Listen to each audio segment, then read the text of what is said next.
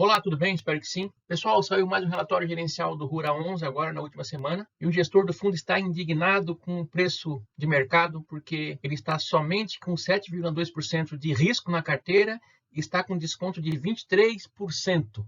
Olha só que incrível isso. Vamos entender o que está acontecendo então lá no relatório gerencial? Ei, rapidinho aqui. Tá curtindo o conteúdo? Aqui é 100% gratuito, pessoal. Não vendemos nenhum curso, só peço em troca a inscrição e o like. Simples. Isso nos incentiva a continuar. Estudos aqui de investimentos, educação financeira. Então, assim, nos próximos 3 segundos, então, faça sua inscrição aí e deixe seu like. Vamos combinar assim? Muito obrigado, pessoal. Vamos então ao vídeo. Antes do relatório, então, vamos aos números aqui atuais do Rura 11, onde nós temos aqui no dia 17 de abril, ele fechou cotado a R$ 7,80, um PVP de 0,77, ou seja, ele está com 23% de desconto. Seus dividendos, então, em fevereiro ele pagou 7 centavos, em março ele pagou 8 centavos e meio e em abril novamente 8 centavos e meio. A data de pagamento foi dia 7 de abril e a sua data com, lembrando então que é sempre no último dia útil de cada mês. Aqui nós temos o gráfico da cotação, então. Desde 2022 ele vinha sendo negociado entre 10 e 10,50, mais ou menos. Veio nesses patamares aqui e em 2024 ele começou a ter alguns probleminhas com alguns devedores e chegou então depois em outubro, como todos os outros fundos imobiliários e fiagros também, ele caiu forte, já com relação também às questões relacionadas à taxa de juros, além de ele ter alguns probleminhas de crédito na carteira, como já falamos ali também na nossa tela inicial, né? Onde ele está tendo, então, em torno de 7,2% de problemas de crédito na sua carteira. Para ser mais exato, ele está com atenção ali em 4 ou 5 devedores. Um devedor praticamente já estão meio que tirando dessa lista de observação, mas 4 devedores estão efetivamente com problema de crédito, né? Estão devendo para o fundo. Então, isso aí que trouxe, então, essas quedas significativas aqui para esse fundo, né? Ele já voltou um pouquinho, ele chegou a estar negociado aqui em torno de 7,10, 7,15, agora está nesses patamares aqui já quase R$ 8,00, né? Então ele está se recuperando devagarinho, mas ainda está com um desconto bastante grande aqui. Aqui os dividendos entregues, então agora ele está nesse patamar aqui de 8 centavos e meio, mas já chegou a pagar 12, 13, 14 centavos aqui em momentos anteriores, né? Vamos ver também lá no relatório se existe a possibilidade dele voltar, dele retornar nesses patamares aqui de 12, 13 centavos, quem sabe. Vamos ver depois lá no relatório também. Calculando a rentabilidade desse fiagro, então, dividindo o dividendo pago pela cotação atual, ou seja, 0,085 dividido por 7,80, dá uma rentabilidade de 1,09% ao mês, pessoal. Lembrando que rentabilidade, que dividendos aqui, no caso, para fundos imobiliários, é isento de imposto de renda, que é muito bom, né? Fazendo aqui a conversão dessas taxas, então, nós temos que esse 1,09% ao mês, isso equivale a 3,89% ao ano, isento de imposto de renda, pessoal. Fazer uma comparação, por exemplo, com o CDB hoje, que rende 100% do CDI, nós teríamos aqui 14,15%, menos 15% de imposto de renda, se deixar aplicado por 2 anos. Nós teríamos aqui 12,03% ao ano, o que equivale a 0,95% ao mês. Comparando os dois aqui, então, esse CDB com o Rura 11, nós temos aqui a favor ainda do Rura 11, 0,14% ao mês. Fazendo, então, aqui uma simulação de investimento de R$ 10.000 no Rura 11 ou nesse CDB, nós teríamos que no final de 10 anos, esses R$ 10.000 teriam se transformado em R$ 36.726 no Rura 11, contra R$ 31.099 nesse CDB. E em 20 anos, esses R$ 10.000 teriam se transformado em R$ 134.000 no Rura 11 contra R$ 96.000 no CDB. A gente vê que 0,14% de diferença, né, no investimento e outro, no médio e longo prazo, aqui realmente dá uma diferença significativa, né? Praticamente R$ 40.000 aqui de diferença aqui em 20 anos, né? Lembrando, pessoal, que essa análise que é feita aqui para esse momento atual, né? Sabemos que essas taxas, tanto no Rura 11 como no CDB, elas vão variar no decorrer desses 10 ou 20 anos, porque tratamos aqui de renda variável, aqui no Rura 11, no CDB, por mais que seja renda fixa, ele também acaba sendo algo variável também, porque ele depende da Selic. A taxa Selic aumenta, ele também aumenta, diminui, ele também diminui. Então, isso aqui não é algo que vai se persistir nos próximos 10 e 20 anos, mas é uma forma de a gente entender, né, o quanto que renderia esses dois investimentos aqui no médio e longo prazo. Vamos calcular o Magic Number, então, desse Fiagro. Pessoal, antes de mais nada, mais uma vez, né, não esqueça de se inscrever no nosso canal, tá? Estamos em busca aqui de 1.000 inscritos, contamos com vocês, pessoal. Não custa nada, vamos lá. O Magic Number, então, nada mais é do que o número mágico, né, ou a quantidade de cota que eu tenho que ter de um fundo imobiliário, ou Fiagro, no caso aqui, para que no próximo mês, somente com os dividendos pagos, eu já consiga comprar mais uma cota, né? Assim eu faço aquela bola de neve crescer cada vez mais aí, com o poder e o auxílio aí dos juros compostos. Então, como é que eu faço para calcular esse número, então?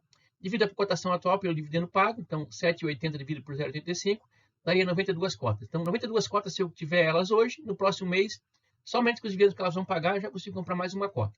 Então, quanto é que seria esse investimento hoje? Então, 92 cotas vezes R$ 7,80, eu teria que investir hoje R$ 717,60, para que no próximo mês não preciso nem botar dinheiro novo mais. Só pego os dividendos pagos com essas 92 cotas e recompro mais uma cota, assim eu faço todo mês a bola de neve crescer cada vez mais aí, ok? Então, vamos avançar agora lá então para o relatório gerencial, pessoal.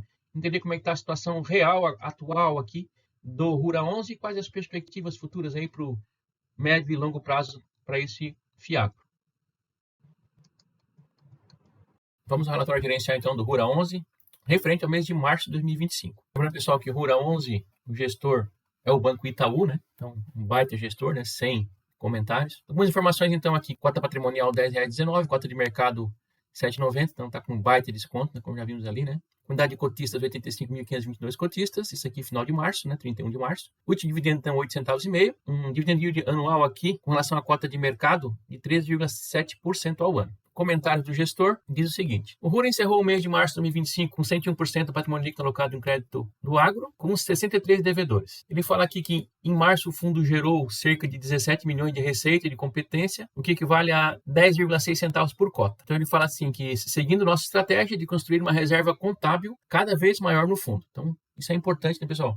Está aumentando as suas reservas para que ele consiga, então, manter uma regularidade na entrega de dividendos. Isso é muito bom, né? E esse semestre, então, eles optaram em realizar uma distribuição de 8 centavos e meio por cota. Então, aparentemente, vai se manter 8 centavos e meio durante esse semestre para criar essa reserva. Quem sabe, então, no próximo semestre, ele já comece a aumentar, então, a distribuição dos dividendos. Então, encerramos o mês com um lucro contábil aqui de 11,3 milhões de reais. Nos últimos meses, estivemos em algumas regiões produtoras no estado do Mato Grosso, Goiás, Minas Gerais, no interior de São Paulo. A colheita da safra de verão foi bastante positiva, principalmente em relação à safra passada. E nossa visão é que devemos ter um período de maior fôlego para os produtores rurais conseguirem honrar seus compromissos e se organizarem. Então, isso foi muito bom, né? Safra de verão foi muito boa, safra positiva. Isso aí vai ajudar realmente, né, os produtores aí melhorarem seus desempenhos aí econômicos aí frente aos seus negócios. Vai ser muito bom. Nós vamos analisar aqui o que ele fala aqui é com relação aos casos que estão com provisões de devedores duvidosos, os PDDs, né? O fundo ele tem praticamente 5 problemas na carteira, o que bateu forte nas cotas, né? Por isso que ele está tão descontado assim, descontado demais. Desses 5, eles já estão meio que tirando da lista de observação, parece que ele está conseguindo pagar, mesmo com o problema ele está conseguindo pagar, então acaba ficando então 4 efetivamente isso aqui com problema, né? Vamos ver então como é que estão rapidamente esses 4 aqui. Primeiro é o Consentini, que tem 3,5% do patrimônio líquido. Porto Rural de Tocantins e Goiás, onde temos garantia real da alienação fiduciária da fazenda, que cobra cerca de 130% do valor da dívida em uma venda forçada. Então, tem garantia, né? Mas por enquanto não conseguiu cobrar também. Em paralelo, tivemos avanços no ponto de vista comercial, buscando outras formas de resolução do caso junto ao devedor e avalista. Então, estão tentando negociar ainda, além das questões jurídicas que já estão sendo implementadas, né? O outro é o José Domingo Lotti, ele tem 2% do patrimônio líquido do fundo, ele tem também garantia real de alienação fiduciária de 2 matrículas de fazenda que cobra cerca de 120% do saldo devedor ao valor de mercado, por enquanto sem decisões nenhuma também por hora. O terceiro, o Portal Agro, que é 1% do patrimônio líquido, também sem demais atualizações relevantes no mês de março. O quarto é o Copagri, 0,8% do patrimônio líquido do fundo. Teve pedido de recuperação judicial agora em abril. Estão iniciando então os procedimentos jurídicos para buscar o recebimento dos valores devidos. Então esses são os 4 que estão com problema. Aí ele diz o seguinte, conforme lá a nossa capa do vídeo, né? Conforme acima exposto, temos um total de 7,2% do patrimônio líquido do Rura com alguma discussão de crédito, com 2,3% do patrimônio total em PDD já foi feito desses casos na cota patrimonial, mas todas as dívidas estão bem formalizadas e têm garantias, razão pela qual, na visão da gestão, o desconto de aproximadamente 22%, que hoje está em 23%, né, no valor da bolsa, cota de mercado em relação à cota patrimonial nos parece exagerado. Então, eles estão achando que esse 7,2% do patrimônio líquido que está com algum problema de crédito não justifica ter esse desconto aí de 22%, 23% na cotação. Aí tem aqui o quinto devedor, que diz o seguinte, ó, o caso Pedro Merola, que representa 0,7% do patrimônio líquido, mesmo estando em recuperação judicial, seguiu adimplente com a parcela devida no mês, dando a extraconcursionalidade não sujeito a efeitos da recuperação judicial no CRA. Em março, assinamos o ajuste do fluxo de pagamento do CRA, mantendo a mesma taxa de juros e mantendo o fluxo de juros mensais sem carência adicional. Esse caso, tendo a sua performance realizada conforme o previsto, já há alguns meses saiu da nossa watchlist, nossa lista de verificação, né? Lista de acompanhamento, por já estar no seu novo curso normal da operação. Então, a princípio ele está pagando certinho, está em recuperação judicial, mas está pagando certinho para o fundo, né? Isso é muito bom. Então, dos 5, então, um aqui podemos quase que tirar fora, ainda, certo, eles estão acompanhando ainda, né? Mas temos aí os 4 que estão com problema, que é o 7,2% do patrimônio líquido do fundo. Ele traz aqui um apanhado geral sobre os tipos de cultivos, né? Soja, milho, algodão, açúcar e etanol. A DRE do fundo, a gente vê com relação à receita, o fundo teve uma receita de 22,2 milhões de reais, entre as maiores do último ano. Ele colocou mais um PDD aqui no mês, 3,8 milhões aqui, por conta desses devedores, né? Principalmente por causa do último devedor, e trouxe então um resultado contábil aqui de 17 milhões de reais. Por cota representa 10,6 centavos e foi distribuído então efetivamente 8,5 centavos. Isso aqui, pessoal, dá uma reserva hoje de 7,1 centavos. Isso é muito bom, né? Então, tendo uma reserva robusta, vai garantir aí ele manter a sua distribuição de dividendos e quem sabe já no próximo semestre começar a aumentar, que é o que os cotistas estão esperando, né? Aqui ele traz o gráfico, então, do dividendo por cota, então, pagando 35 centavos aqui, está dando, então, com relação à cota de mercado, 13,7% ao mês. Aqui ele traz um spread médio da carteira, então, de CDI mais 3,9%, duração aqui de 2,2 anos. Está aqui com 1% de alavancagem aqui, né? Exposição por região, maior concentração estado do Mato Grosso, 27,6%. Depois vem aqui Minas Gerais com 10,8%, Goiás e São Paulo 9,7% e o restante abaixo disso aqui. Exposição setorial, maior exposição 17% é açúcar e etanol. Em segundo lugar, produtor rural, grãos e pecuárias, com 12%, e com 10% Max Equipamentos. Restante tudo abaixo de 10%. Exposição por garantia, 37% são alienação fiduciária de terras, 20% são recebíveis e 14% híbridas, né, com alienação fiduciária de terras e recebíveis. Ele traz aqui que eles estão com 63 devedores, valor médio por devedor de 26,1 milhões. Os 5 maiores devedores ocupam 21% do patrimônio líquido do fundo. E os segmentos, eles têm, então, 19 tipos de cultura diferentes. O portfólio de investimentos da carteira, então, eles têm aqui a maior concentração, 6,3% do patrimônio líquido do fundo, nesse devedor ROA aqui, que é do setor de Max Equipamentos. CDI mais 2,5%, então uma carteira bem tranquila, né? Não é muito difícil de pagar essa taxa aqui. Depois a gente tem aqui o segundo maior devedor, 3,5%, então depois já é tudo abaixo de 5%, nada abaixo de 3,5%. Então está bem pulverizada essa carteira, bem interessante.